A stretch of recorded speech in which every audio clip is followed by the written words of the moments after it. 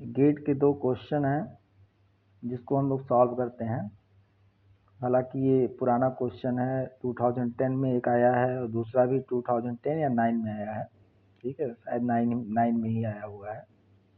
हालांकि इतने आसान क्वेश्चन अब गेट में पूछने की संभावना बहुत कम है, लेकिन ये महत्वपूर्ण बात है कि ये कॉन्सेप्ट तो यही यूज होंगे। थोड़ा सा इधर उधर घुमा के क्वेश्चन पूछा जाएगा, लेकिन कॉन्सेप्ट तो यूज होंगे ही होंगे।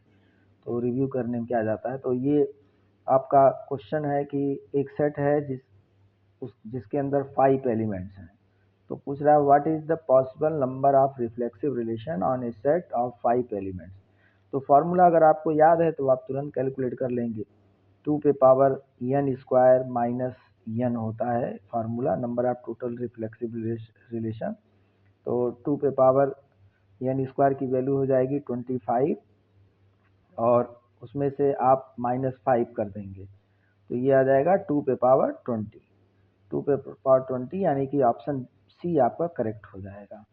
लेकिन अब इसमें मान लीजिए कि अगर total number of irreflexive relation पूछता है तो उसका फार्मूला आपको पता होना चाहिए, 2 पे power n square minus n, same formula होता है।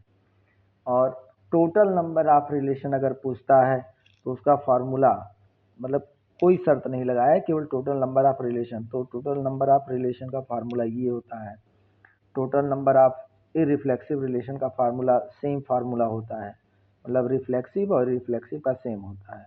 अगर नॉन रिफ्लेक्सिव पूछता है तो इसी 2 पे पावर n स्क्वायर में से ये जो वैल्यू आ रही इसका डबल करके माइनस कर दीजिए, कैलकुलेट हो जाता है। सिमेट्रिक का अगर पूछता है तो सिमेट्रिक का आपको पता होना चाहिए, वो आपका 2 पे power n into n plus 1/2 होता है, मतलब ये फार्मूला होता है। ऐसे सारे फार्मूलों का कम से कम हर तरह के प्रॉपर्टी वाले नंबर ऑफ रिलेशन के फार्मूले आपको पता होना चाहिए। ये मैं सिमेट्रिक का लिख रहा हूँ, बाकी पुराने में वीडियो में कहीं ना कहीं सब डिस्कस्ड है, वहाँ से आप देख सकते हैं। तो अब देखिए दूसरा क्वेश्चन देखते हैं। दूसरा क्वेश्चन तो और भी आसान है। दूसरे क्वेश्चन में क्या दिया गया है कि एक रिलेशन है XYZ सेट पे।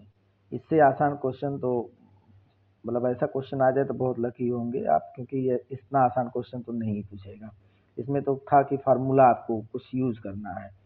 इसमें पूछ रहा है कि सिमेट्रिक और एंटी सिमेट्रिक में युद्ध चल रहा है, सिमेट्रिक होगा कि एंटी सिमेट्रिक होगा, कि एंटी सिमेट्रिक नहीं होगा तो सिमेट्रिक होगा। तो ये ऑप्शंस हैं, इसी पे आधारित है। अब आप ये देखिए एंटी सिमेट्रिक सिमेट्रिक के बारे में, ये रिलेशन सिमेट्रिक तो नहीं है, क्योंकि एक्स वाई है तो वाई एक्स भी होना चाहिए। कहीं दिख रहा है वाई एक्स, कहीं वाई एक्स नहीं दिख रहा है। एक्स जेड का अपोजिट तो जेड एक्स है, जेड वाई का अपोजिट वाई जेड नहीं दिख रहा। एक पे फेल हो गया तो आपको टाइम बर्बाद करने की जरूरत नहीं। एक्स वाई का अपोजिट वाई एक्स नहीं दिख रहा है तो डिक्लेयर कि ये सिमेट्रिक नहीं होगा किसी भी हालत में। और देखिए एक्स जेड का अपोजिट जेड एक्स आ गया तो एंटी सिमेट्रिक भी नहीं हो सकता है, क्योंकि एंटी सिमेट्रिक में अलाउ नहीं होता अपोजिट। केवल 1 1 2 2 3 3 या मतलब कहने का है X X Y Y Z Z इस तरह के एलिमेंट अलाउ होते हैं। और साथ में एक्स जेड जेड एक्स में से कोई एक ही होगा। जैसे एक्स वाई तो ठीक है, एक्स वाई का अपोजिट वाई एक्स नहीं है, एक्स जेड का अपोजिट जेड एक्स आगे दिक्कत कर दिया, जेड वाई का अपोजिट वाई जेड नहीं है, तो इस पेयर के नाते ये एंटी सिमेट्रिक भी नहीं है।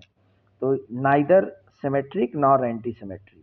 तो मतलब फंडामेंटल कॉन्सेप्ट है, कॉन्सेप्ट का थोड़ा रिव्यू हो जाता है, कॉन्सेप्ट आपका फिर से रिकॉल हो जाता है, तो पुराने क्वेश्चन भी करते रहने चाहिए। Thank you.